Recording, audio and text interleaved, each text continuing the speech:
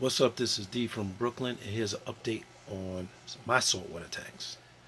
What's up, everybody, and happy 2020. Been checking out, been chilling with the family, and most of all, been just doing general maintenance and trying to get through the year like everybody else. So let's take a look at the tank. Here's the 20. Here's the 20, what used to be the frag tank. I removed quite a few mushrooms. I know it doesn't look like it, but this whole entire front was mushrooms. So you guys at the Aquarium Society that got those giant green mushrooms, these are the ones that I didn't take out. Let's take a quick closer look. Now these guys are quite large and they absorb a lot of water and become this big fluffy ball when they want to move around. So I never really try to tie them down. I kind of just let them lay on the rock rubble. If you can just look to the right here, that's how most of them got attached, is I laid them over a bed of rock rubble and they attach and they'll move to the glass, and if they get too out of control I'll just scrape them off. But for the most part, these guys are much more mobile than we give them credit. As far as the purples, you can see that these have multiplied by leaps and bounds, and I love the fact that they're not green, because at one point I had nothing but green mushrooms all over the place, and they were growing so fast that my hammer was actually closing up, which is why, if I can get into focus, I took all of the mushrooms off of this rock down here. There was a really big one right here where this rubble is.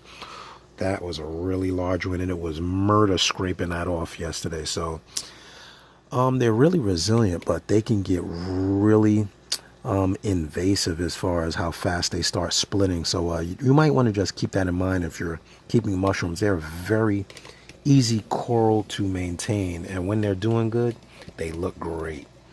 Now here's my boy out here. He's a new addition. I've had him for about 2.5 months. This dude just bit me today. So what you say, Brooklyn fish? This dude is a Brooklyn fish. Get back up there. He sits in his perch. He's a Royal Grandma. I kind of really love those because of bicolor. The colors are really striking. Now he's kind of coming out because he sees me with the camera. He's showing off a little bit. But he pecks on those little mollies and kind of nips at the tails and does his little thing. But for the most part, he just goes right back in his perch and does his thing. Now, for Fred and Wilma, they have been doing their thing. I've been hoping that these two peculiars would actually pair up, at which they have, and mate or lay some eggs, but they just have not done that. They're paired up, they sleep in there, they just lay. One lays in this corner over here, and the other one lays in the corner right next to it. It's really cool. It looks like they have twin beds, so they're doing all right, just as most clowns do. They just kind of keep you entertained.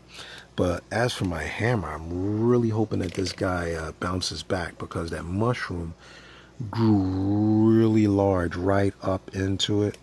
I'm gonna zoom out so you can see. It grew all the way up. It actually, you can see I had to scrape this rock a bit because I could not get it off the rock, and it killed everything on that rock, including the algae, and it was growing right up to the hammer. So these corals do get aggressive. I was thinking that the torch would do that, but torch has actually been behaving itself. I think the fact that the flow blows it away from the other corals, you can see my little spin stream up there spinning. It kind of blows it in the right direction, so it keeps it off the hammer. But just trying to keep the balance in these tanks is really hard, especially when you got a small tank. So if you guys are thinking of keeping a small tank, be prepared to work. It is no easy task because these corals get really aggressive. Speaking of aggression, this is the guy that you guys know most of all, my waving hand zinnia. Not to be confused with pulsing zinnia. And I'm glad I'm filming, because check this out right here. There is a piece of waving hand zinnia blowing in a breeze, which is hanging on by a thread. This is how they propagate. They will release a tendril. Move out the way, buddy. You want to be everybody wants to be a star. They will release a tendril that tendril will drift on, and next you know, you have this. Look down. Bing, bing, bing. Then you have waving zinnia down there. So it's really tricky, a lot of work to keep these guys under control, but when you put the work in, it really pays off. Really pretty.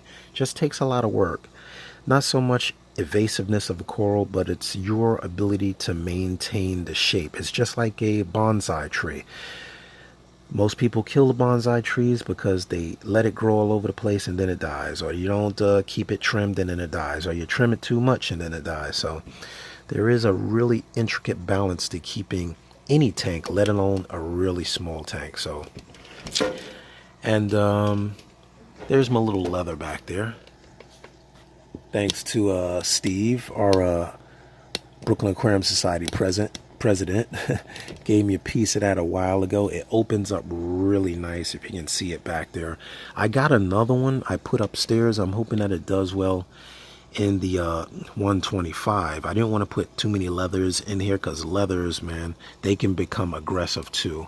So I'm going to take this off the tripod for a minute, just because it can be a little more easier to navigate. My devil's hand, speaking of aggression, see how that devil's hand closed up? Look how much this mushroom has grown all the way up in a diagonal. And then the corals kind of recede. So that is what I mean when I say you have to trim it. I'm going to have to either remove that coral or remove a lot of this mushroom, because it is just becoming really invasive. And speaking of invasive, there's an Asterina starfish.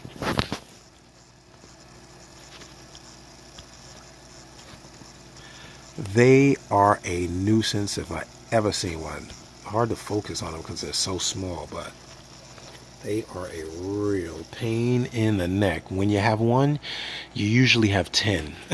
I can only get them out at night, or I grab them with the tweezers and I toss them. I'm going to toss this one right now.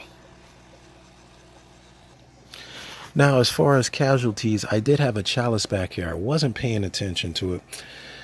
I was taking the mushrooms out yesterday. I noticed that this guy just bleached out. Look at the algae just grew over there, which is also bad. I'm going to have to remove that. I have my JPO 25 over here, or is it the 10? I think this is the JPO 10, but this is called an IPX8. But in the old days, they used to call it a 10. So flow right over it. Everything was cool, but I did let the salinity in this tank climb. Mental note, if you guys are dosing 2-part, keep a close eye on the salinity, because the salinity climbs like a Dickens, and it really can screw with your coral. So that's it. And like I said, no complicated equipment. Let me move this out the way. This is my built-in system. I got a Reef Octopus Nano in there. Little flow with some filter floss. Let me move this so you can see. Flow, filter floss, Reef Octopus. And I throw a bag of Chemipure in there just for good measure. And that is my filtration. Nothing complicated, nothing expensive, nothing intricate, but it gets the job done. And everything that outgrows that tank usually ends up in the Aqua Springs 11, which you can see has become a real project. Never intended to be a reef, but guess what? When you keep it simple, life finds a way. I mean, once again, easy coral zinnia. There's a leather way in the back there if you can see it. There was a real balance to getting the purples and the blue, the blue-green mushrooms to grow in unison. Here's another one growing on a glass. I'm going to remove that one. That'll be a trade probably for the next meeting or so. And in this tank, I have my favorite cardinals. These are the pajama cardinals, or rather the spotted cardinals. This is my alpha.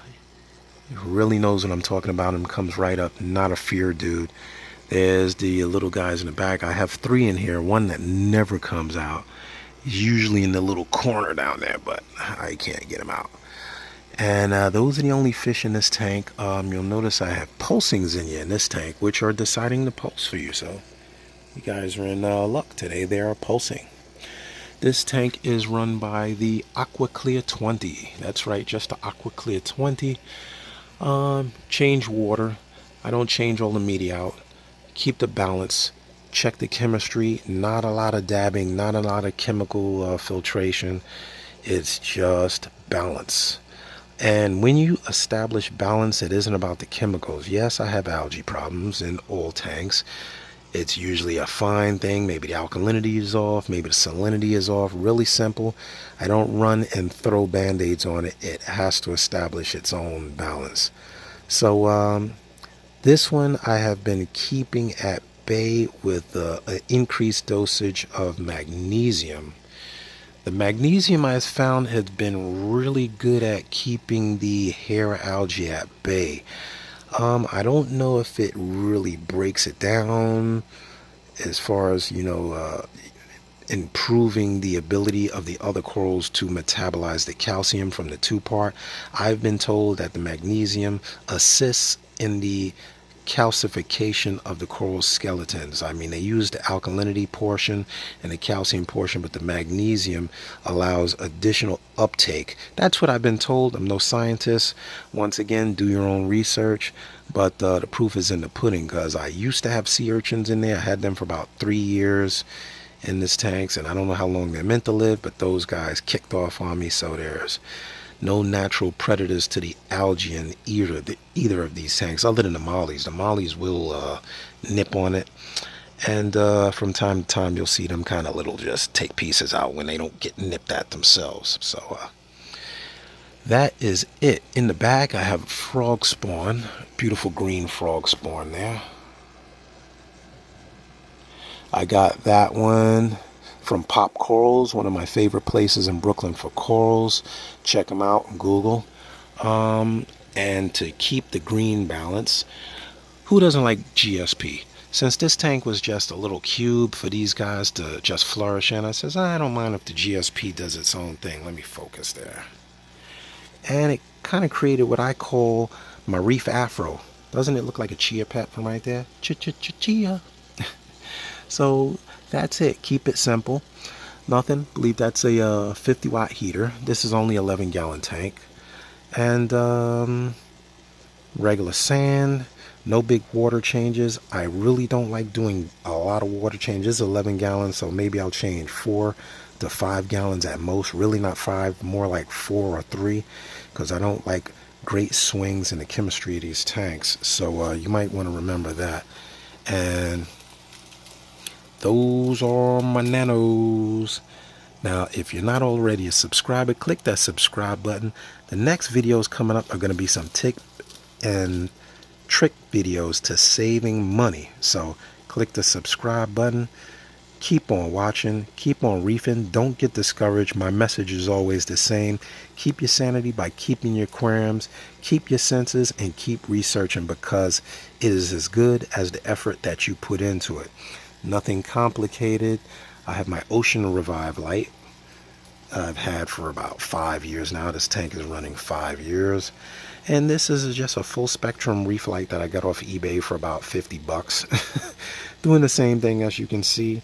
I have mollies in the little freshwater cube, and I have mollies in the saltwater system. So light for plants, light for coral, same difference.